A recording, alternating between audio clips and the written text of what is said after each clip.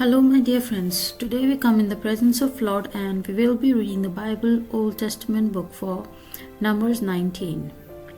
The water of cleansing. The Lord said to Moses and Aaron, "This is a requirement of the Lord that the Lord has commanded.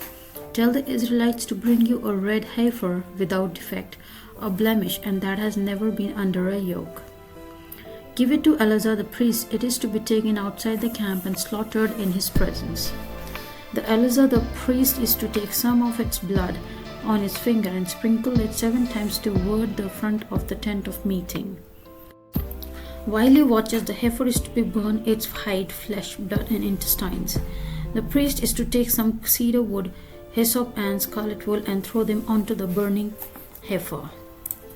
After that, the priest must wash his clothes and bathe himself with water. He may then come into the camp, but he will be ceremonially unclean till evening. The man who burns it must also wash his clothes and bathe with water, and he too will be unclean till evening. A man who is clean shall gather up the ashes of the heifer and put them in a ceremonially clean place outside the camp. They are to be kept by the Israelite community for use in the water of cleansing. It is for purification from sin. The man who gathers up the ashes of the heifer must also wash his clothes, and he too will be unclean till evening. This will be a lasting ordinance both for the Israelites and for the foreigners residing among them. Whoever touches a human corpse will be unclean for 7 days. They must purify themselves with the water on the 3rd day and on the 7th day. Then they will be clean. But if they do not purify themselves on the 3rd day and 7 days, they will not be clean.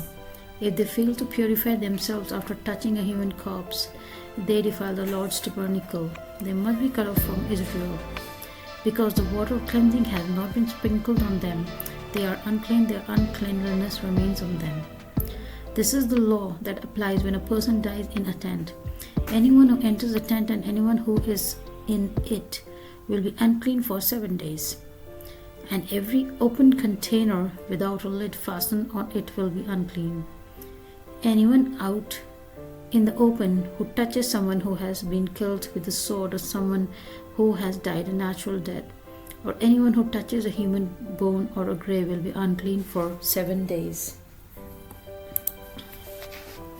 For the unclean person, put some ashes from the burnt purification offering into a jar and pour fresh water over them. Then a man who is ceremonially clean is to take some hyssop, dip it in the water and sprinkle the tent and all the furnishings and the people who are there.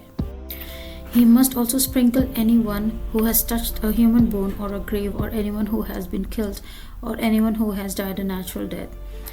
The man who is clean is to sprinkle those who are unclean on the 3rd day and 7th days.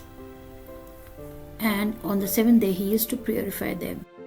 Those who are being cleansed must wash their clothes and bathe with water, and that evening they will be clean. But if those who are unclean do not purify themselves, they must be cut off from the community, because they have defiled the sanctuary of the Lord. The water of cleansing has not been sprinkled on them, and they are unclean. This is a lasting ordinance for them. The man who sprinkles the water of cleansing must also wash his clothes, and anyone who touches the water of cleansing will be unclean till evening. Anything that an unclean person touches becomes unclean, and anyone who touches it becomes unclean till evening. So this is the end of the chapter. We will continue in the next video. In the name of the Father, Son, and the Holy Spirit, God bless you all. Kindly like, share, and subscribe. Press the bell icon so that you may get notification of the next chapter that is uploaded. You may listen to the Bible chapters by visiting my YouTube channel, that is Bible Reading @Unity. Every chapter roughly about 5 minutes. Just click and listen and enjoy the Bible, coming close to God. Take care. Bye-bye.